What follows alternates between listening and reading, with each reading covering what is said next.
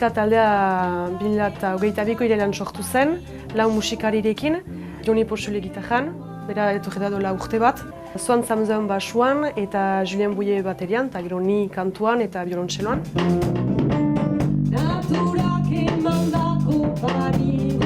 Egun batez hola elkartu ginen, eta justu elgarrin musikan hartzeko, konposaketa batzu erakutsi nien, ikusteko zer pentsatzen duten ere, eta gero zik hilabetero ikusten gira, eta sortzen dugu dena.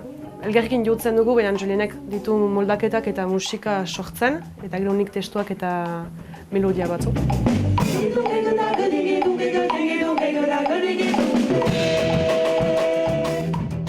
Egan nuke dela nahasketa handi bat, estiloen aletik.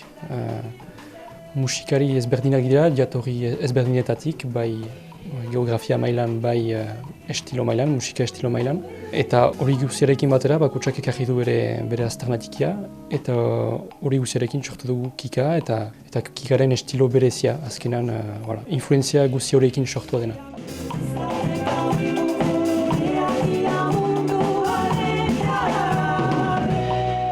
Julien Bouillet bateria jolea eta moldatzailea, berak badu usea pixka jotzeko Afrikako musika estilo batzuk, eta beraz berak ekarri du batez ere eragin hori gure musikan. Atxeman daiteke beraz bai Afrikako influentziak, nahasiak, euskal musika tradizionalarekin, rock musikarekin, jazzarekin pixkat harmonien aldetik. Estilo aski berezia, azkenean. Guziz eta ere bai, usu hori publikoak errandigu usudan badirela pasarte aski tribalak edo pixka bat lujari lotuak, aski gogorrak, eta batzuk biziki aireztatuak, biziki atmosferikoak, hola. Beraz hor ere bat bidai bat, pixka bat giroen aldetik ere bai egiten dugun musikan.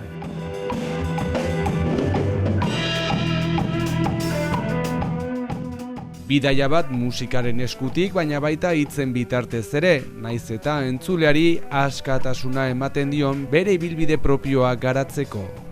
Hasi nintzen idazten duela 3-4 urte, baina ez nuen baita ez bada helbururik dena publikoari erakusteko edola, baina denborarekin eta musikari horiek ezagutuz geroz, hartu niz importantea zela ere gure barneko musikak ere edatzea, eta ene hitzen bitartez, nik ene bidaiak ondatzen dut. Gero, entzuleak bere bidai bat imaginatzen aldo edo beste gauza initz. Nik ez dut mezu bat egan nahi.